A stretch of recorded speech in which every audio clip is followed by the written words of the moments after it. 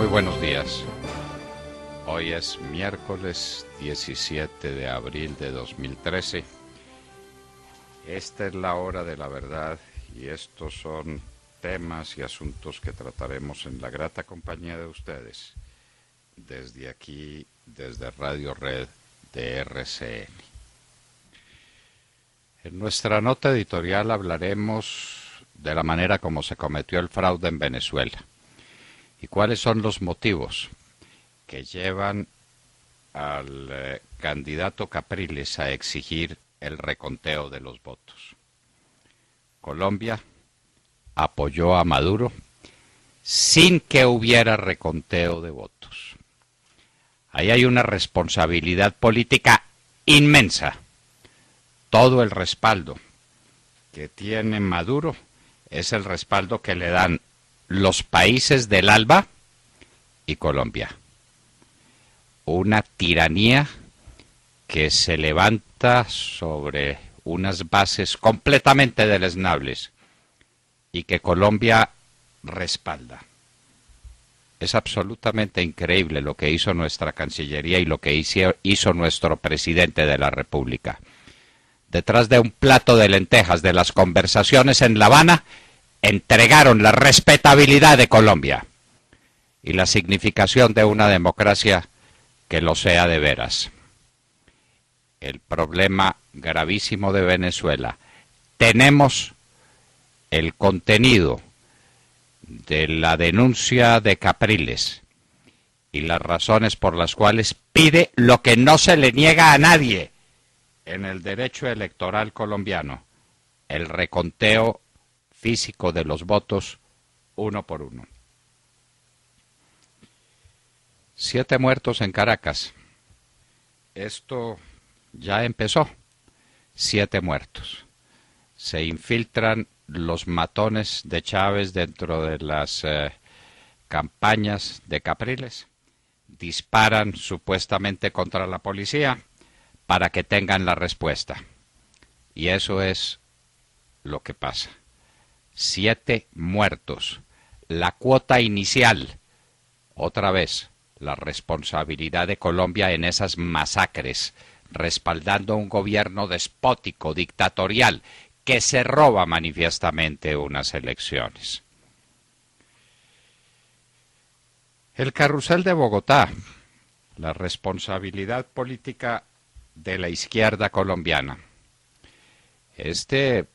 Pues no es un problema solamente de los que se robaron la plata, de los Moreno Díaz y de Emilio Tapia y de Julio Gómez. Aquí hay una responsabilidad política inmensa, la responsabilidad política de la izquierda colombiana, a la que le entregaron los votantes de Bogotá la responsabilidad de dirigir esta ciudad y la liquidaron.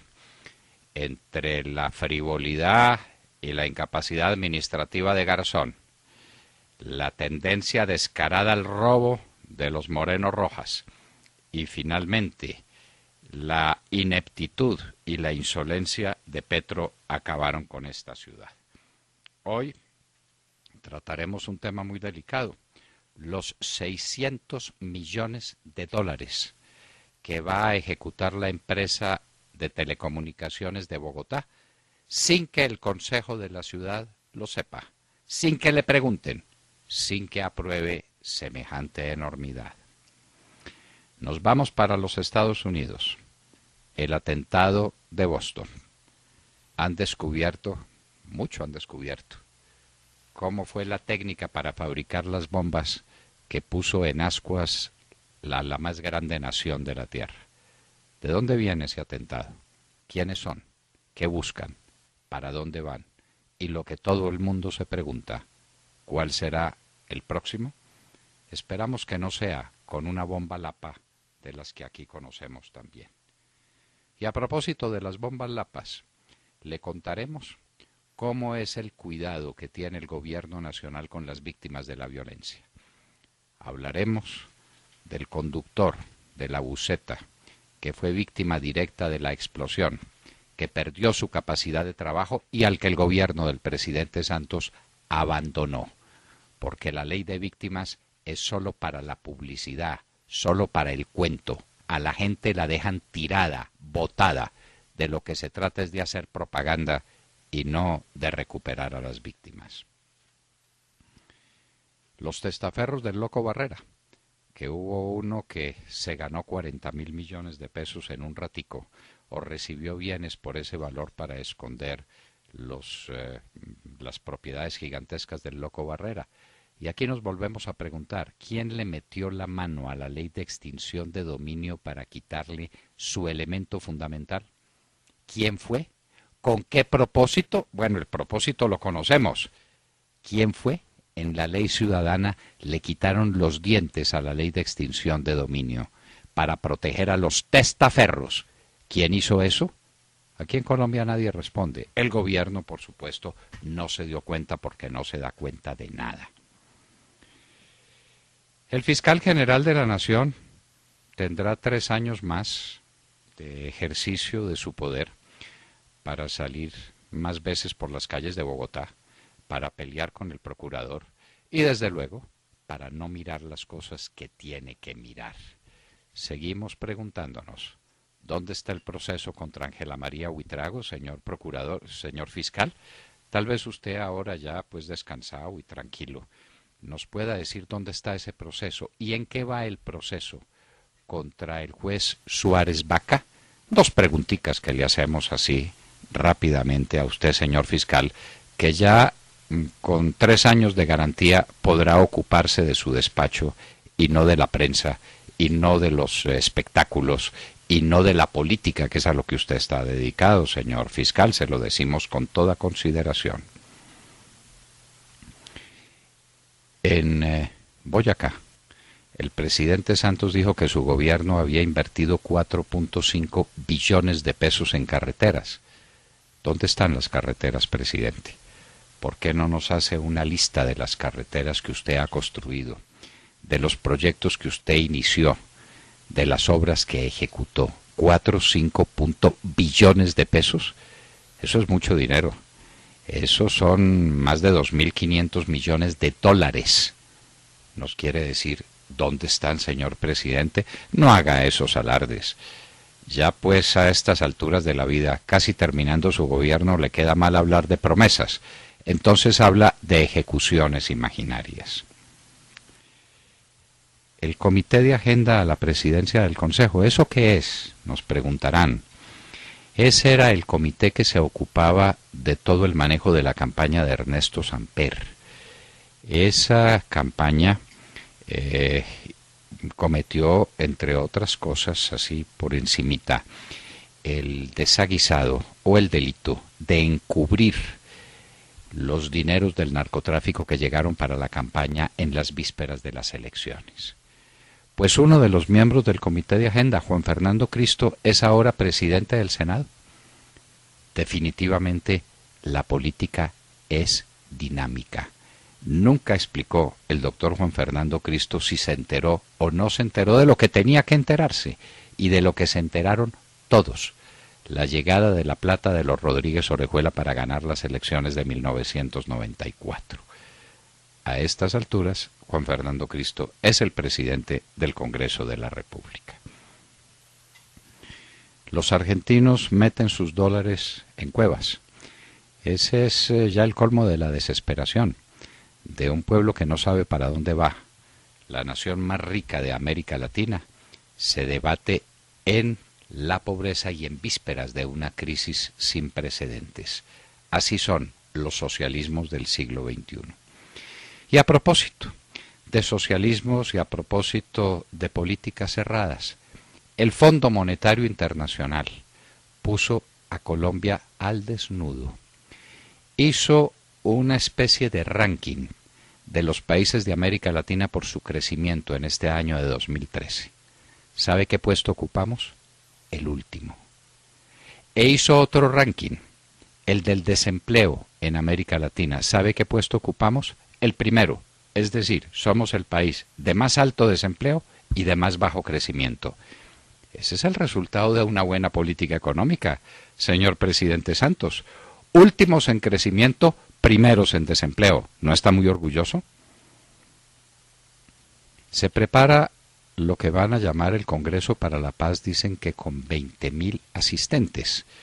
Suponemos ya quién los financia, los mismos que financiaron la marcha del 9 de abril, claro. 20.000 asistentes en el Congreso para la Paz. Y temas, tierras, territorios y soberanía.